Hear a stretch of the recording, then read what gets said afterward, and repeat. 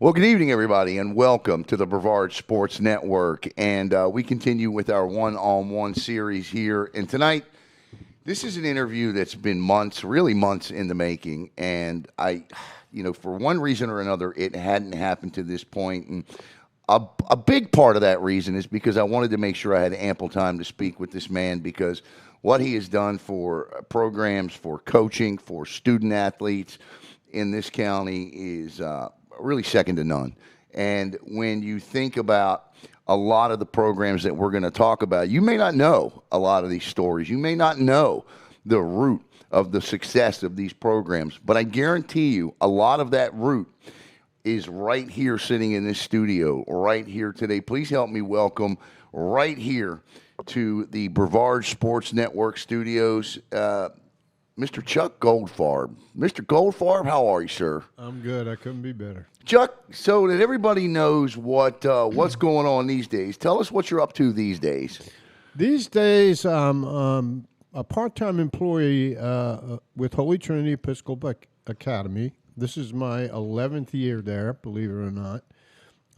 Basically, I do administrative duty there, but I also, on a volunteer basis, do a lot of help with hiring and scheduling, and if they need a question answered, I probably can answer it for them, and that's what I try to do. I try to do everything I can to help them build that winner that they're looking for. Yeah. And not just in football, the whole athletic program. They've got coaches in place that can do it. Right. You know, we just brought on Hurley Brown. Yeah, absolutely. And that was a good get for us. Yeah. Real good get for us. Now we just got to put it together. Yeah.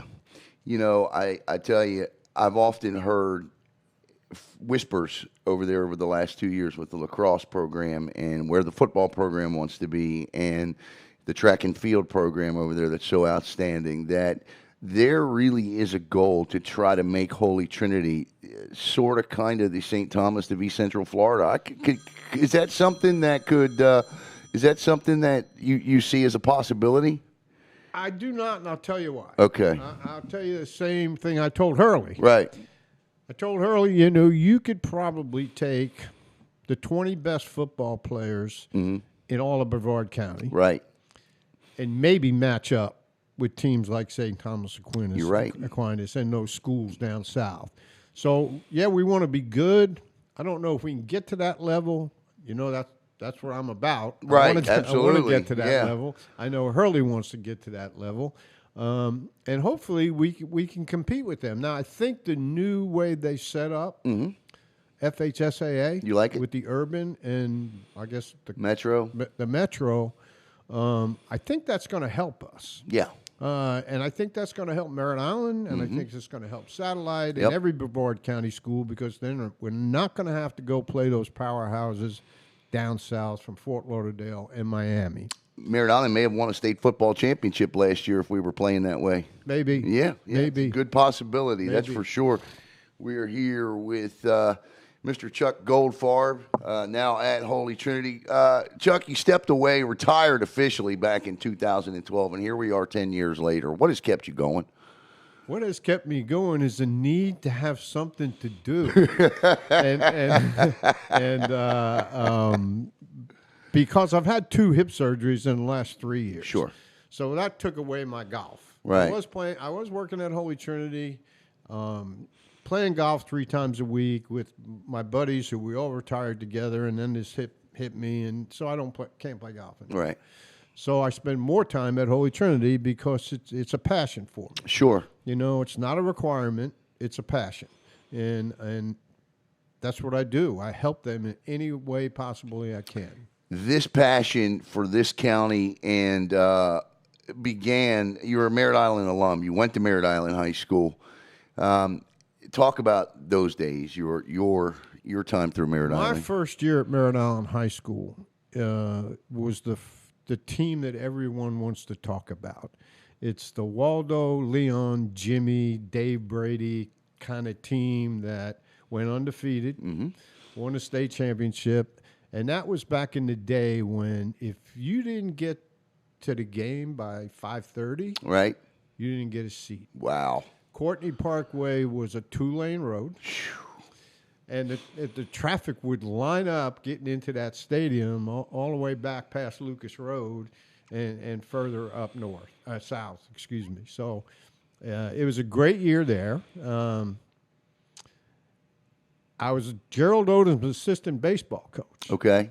That's a tidbit you didn't know. I did not know that. I was his assistant for 2 years, and then Hank Smith gave me the head job. Bill Bruton gave me the head job in 1975. I stayed 75 through 79. Then I was fortunate enough to get the job at the University of West Florida. Yeah. I went up there. They didn't have a program. They didn't have a facility, so I helped. This was really, really fun for me. I helped the architects design the facility, track, baseball, soccer. The Argonauts? The Argonauts. Okay. I started that Wow. whole program and helped build that. I didn't put the hammers in there. No. But helped build that athletic facility they have up there. And first year, the nice thing about it was NAIA. Uh-huh. And kids would call me. I didn't have to do a lot of recruiting because kids that would go to Florida, Florida State, South Alabama, places like that, and where they were a little bit over their head, they knew they could transfer and not sit out. Right. We were NAIA. So the first year we ever had a program, we were in the Southern States Conference. We went 26-26. Fortunately, I was coach of the year. We won the Southern Division of that conference in our first year. And things were just wonderful. You know, the field was done. I was loving it. Then I got divorced. And my ex-wife brought my two boys. Back to three now. Back to took Brevard? my two boys back to Brevard. Okay. I lasted till Christmas Right. without my kids. I came back from Christmas, and I just said, I can't go back there. So I called the vice president. I said, I hate to do this to you in the middle of the season, Sure. but Joe can do a good job. Right. The assistant I hired. So I came back, and I sort of floundered around for a while. Had 2 or 3 different kind of sales. Everybody thought I could be this great salesman. I can get in your pocket if it's for somebody else. Right. I never could get in your pocket to benefit me. I understand. Yeah, you know, it I was do. just hard for me to do that, you guys. And I don't know if it was for my program, I could come up and ask you, give me $100. I Right. could buy rings for our kids, you know. Right. Pretty easy. But if it was going in my pocket, I just was never comfortable in sales. So then I got a job with the American Cancer Society as their executive director here in Brevard County. And I really liked that job. I still had that itch, though. I still had that passion to coach. So I went with American Cancer Society for probably 4 years. Mm-hmm. United Way had a big recruitment going on. And they recruited me to come, and I ended up in Huntsville, Alabama, which is a lot like Brevard. Yeah. Very high tech, aerospace, national defense, all up in there. Really liked that job. Was up there, came home for Christmas to see by this time I had another son with my second wife, Mary Beth. And came home for Christmas, walking through the mall. Hank Smith, the principal at Merritt Island, says, you need to come coach our baseball team. I said, I can't do that, Hank. He says, well, have lunch with me. So I had lunch with him. He said, I can't take this pay cut. Yeah, right. Still back then too, right? I was running a $6 million United Way. Yeah. You know, they pay pretty well for a nonprofit. So yeah. I was doing okay. They give you a car, all the benefits and everything. So Hank sold me on it, and I came back, and that was in '95, I guess, and that's when it all started, really, for me. In '95, you know, I became the head coach first in '75. Right. Fortunately, I had Hurdle and Struker, two great players. I just missed Waldo by a year. Gotcha. Who was Great baseball player. great baseball. Yeah. had a cannon. Drafted by the Reds, wasn't he? Drafted by the Reds, Yeah. signed with the Reds. Yeah. Yep. And then he was really the first, Chuck.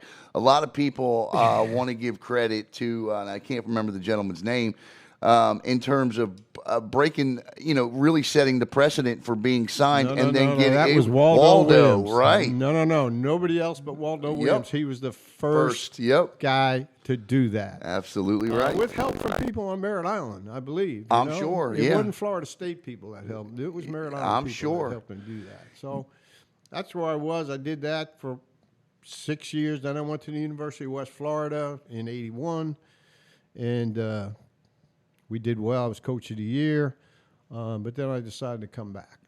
That West Florida, it must be something about that location. A guy I know, a guy by the name of Pete Shinnick, is a football coach up there, went up and started the football program a couple of years ago and immediately turned them into a national champion. And that program up there, they can do things like that. Everyone really knows the Panhandle is pretty dang good. Yeah. In football. Yeah. What they don't know, the Panhandle plays pretty damn good baseball. Yes, they do. I mean, they play good baseball up there, and I like I said, I got a lot of transfer kids in, but the high school baseball town in Pensacola and Mobile, strong, buddy. Well, Pace High School, which is constantly, baseball, softball. Yep. Who did we beat? We had to beat Gonzales Tate. Okay, they had won 3 state championships, and we had to beat them, and then we had to beat Sarasota in the final when we won our second one at Merritt Island. So that was a tough way to go. Let me give you a couple names, guys that played for you. Obviously, you won that 99 and 2000 back-to-back state championships. Let me ask you about a guy, Clint Hurdle. I know you were a rookie coach the first year that that you were there with Clint Hurdle. You got a little story I read in Space Coast Daily about how Clint, you didn't exactly get along the first time you were out there. That you know the media. Yeah, unfortunately. Clint and I got along famously. Right. Actually, his dad was one of my dearest and closest and best friends. Okay. And immediately I asked him to be my assistant coach. Okay. Because he's a baseball guy. Right. His dad played at Michigan, Central Michigan, I think. He played baseball there. He was a good ball player. Good ball player. Yeah. Was due to sign, and then I think the war hit or something like that. But, yeah, I mean, it was just one little bump in the road where it was my second or third practice. Sent him off. And, I sent him out there. Yeah, well, you know what? Everybody's got to run, Mr. Hurdle. Those other guys, their eyes popped open. But you know what? You can't let the inmates run the asylum. No. You got to do it. Tell me about Tommy Parrott. Tommy Parrott had the best offensive season of any high school player that I've ever known. He had 22 home runs, 75 runs batted in. As a high school player. In 35 games. I was going to say this is 35 games. Unbelievable. 35 games and led us to the state championship in '99. Another key player on that team was Kevin Verpal. Okay. Kevin Verpal was a catcher. Quite an athlete. Could have signed. Yeah. Kevin said to me one time, there was a guy named Mario Garza who went to Florida, played at Florida, right? Yeah. Remember him? Kevin said to me one time, Coach, I'm better than Mario Garza. I said, Kev, you're not. He goes, Coach. I go, you could be, but you're too enamored with that other ball. Right. You know, he didn't put a whole lot of effort into baseball, which I thought might have been good for him. But he went and played 4 years in college. Right. So, you know, and now he's married and doing well. He still holds the stolen base record in his county. He does. Yeah. He does. And, you know, we just had a thing. He was like, Kev, I'll give him a stop sign. Right. That's all I'd give him. I wouldn't give him a go sign because he was going anyway. Very, very smart baseball-wise, you know. So Kev was a big part of that team. Tommy, 22 home runs, 75 RBIs, played shortstop for us when he really wasn't a shortstop and did a good job. Signed with the Atlanta Braves, actually. And, you know, we had some other key players on that 99 team, too, that really did well for us. You know, Kevin Deaton was another one. We had the player of the year. Those teams don't get enough credit. No, they don't. They just don't. I think they're the best teams in the history of Brevard County. I agree. It started in 97, okay? It started in 97 with a kid named Adam Martin who signed with the Pirates at the end of the year, left-handed pitcher. And strangely enough, you know, I just believe in discipline. As a junior, I had to run him off. Now, he stayed off, you know, because he told me I'm not going to pitch. Okay? Yeah. He says, I'm not going to pitch. Told me. Yeah. Coach, I'm not going to pitch. I said, Adam, yeah, you are going to pitch. He says to me, when I get to college or the pros, I'm going to go as a first baseman. Right. I said, you ain't going to college or the pros as a first baseman. You're going as a left-handed pitcher. Well, he wouldn't pitch, so it was bye out. Goodbye. Okay? He comes out the next year, ended up being my captain. I picked my captains at the end of the year. I was never going to have a bad captain during the season. So I picked him at the end of the year. He ended up being my captain. He brought so much toughness to our program in 96 and 97. And then 97, Chris Colello was player of the year. 99, it was Parrott. 2000, it was Deaton. 2001, it was Barnes. I mean, we had 4 out of 5 players of the year in there, you know. Had Pat Gleason, who went 14-0 or 16-0. You know, it's hard for me to remember all these guys. That's incredible. I mean, we were just good. You're right. There isn't enough credit given to these teams. Here's a big one. This will kill you. Or its coach. We hit 121 home runs in 2 seasons. That came up in a conversation recently. I want to tell you about it. Okay.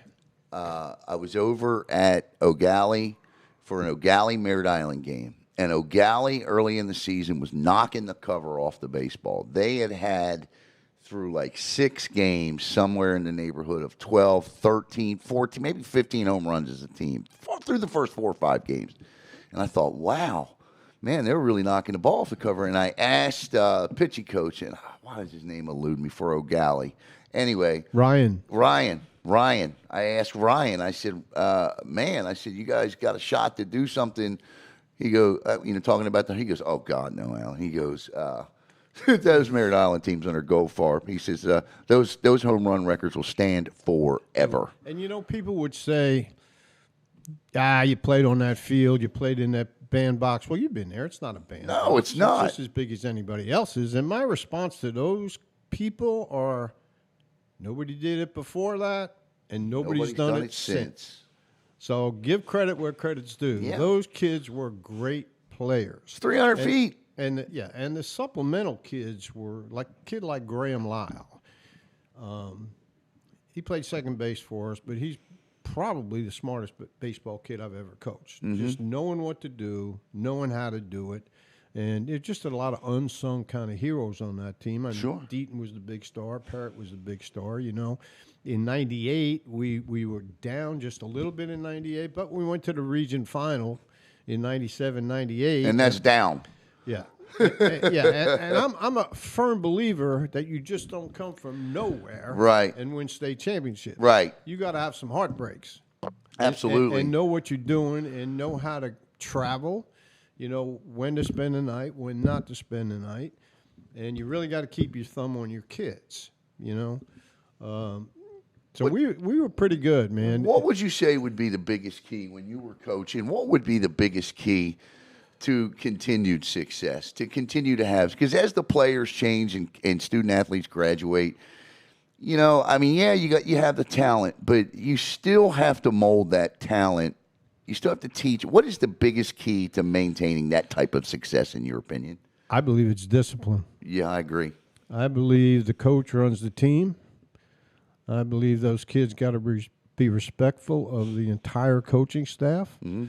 And they got to be in the right place at the right time. And I always sort of prided myself on the best players are going to play. That doesn't always happen in high school. But if a kid would do the job, he would be there. I also had a rule with my pitchers, and we started this in our inter-squad games. Mm-hmm. You walk 2 guys in a row, I'm heating somebody up. You ain't got long. Right. Because They got to throw strikes. You can't throw strikes, you can't pitch for me, is what I used to tell them. You know, I want to segue into. I want to start talking about when you go from Merritt Island to Cocoa, but I think it's important to know you had a bat boy in 75, 76 that would factor in pretty heavily into the future of football and athletics in this county. Who was that bat boy? That bat boy was Johnny Wilkinson. So let's go ahead and tell me, what was Johnny like as a bat boy? As a bat boy, he did his job. He was enthralled with my players. His parents were very dear, close friends of mine, who both of them have passed now, sadly.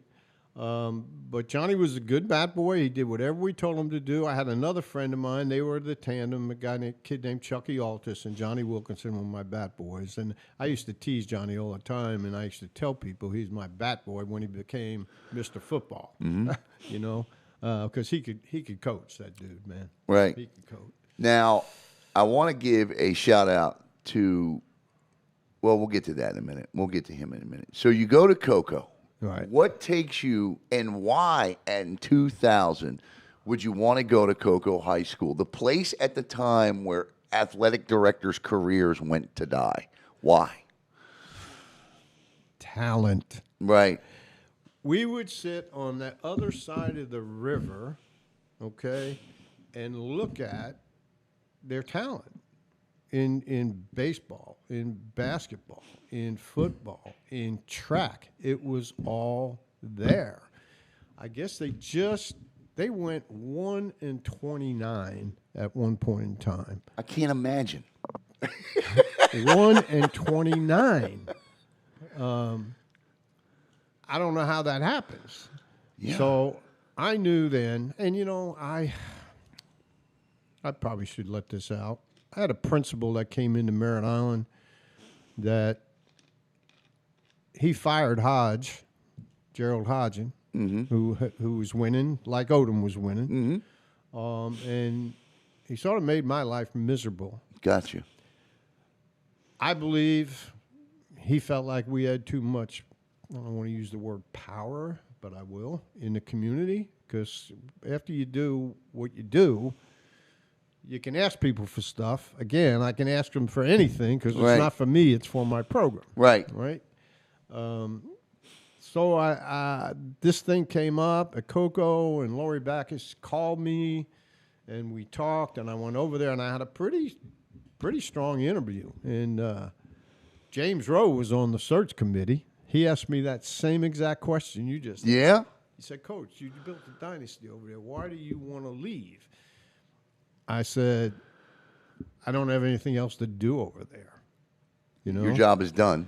my job was done there, and I knew how much talent they had at Cocoa. And I knew the first year I went in, our first coaches meeting, I said, look, you guys and ladies, the bar is now here. There's some things you have to do. You have to help your kids in the classroom. You got to keep on their grades. You got to work them in the summer, and you got to take them to camps, and you got to build a program. You can't coach, if you say baseball, you can't coach from January to April and quit. Right. You know, you see all these other guys putting their, today even, they put their kids on travel teams to keep them playing. So that was it, and I told them, the bar's here. If you don't do this, you got 1 year to show me results. I fired 11 out of 14 coaches. Wow. After the first year. Now, you can't do that unless you have a principal who's committed. Right. You know, if the principal wasn't committed, you can't bring coaches in. No. So I went to Gerald's two, I don't know if you want to go here. But, No, we can. I went to Gerald's 2 final playoff games. He was at New Smyrna, right?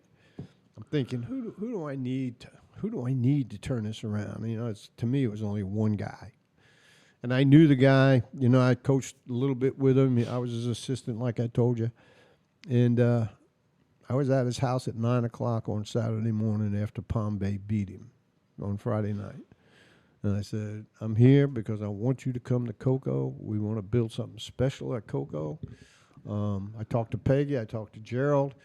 he says, I want to come down. I want to walk around the school. I want to see what you have. I knew. Well, that didn't take long once he got there, right? All I had to do was set the hook. After that, right? Right. Right. So Gerald came in immediately, turned it around. Of course, Gerald brought Mace, Hodge, Wilkinson, Jenkins, Right. Verpel. Right. He brought all those guys with him. Now, that is the perfect segue to part 2, which you'll see tomorrow night right here on Brevard Sports Network. We are dedicated to bringing you this interview in its entirety, and our attention spans these days aren't as great as they used to be, so we want you to stick around for the whole interview. And plus, we're going to make you wait for the Cocoa Days till tomorrow night at this time right here on Brevard Sports Network. So for Chuck Goldfarb, for Caleb Brown, I'm Alan Slaughter-Zinski. Have a great night, everybody, and make it a sports night.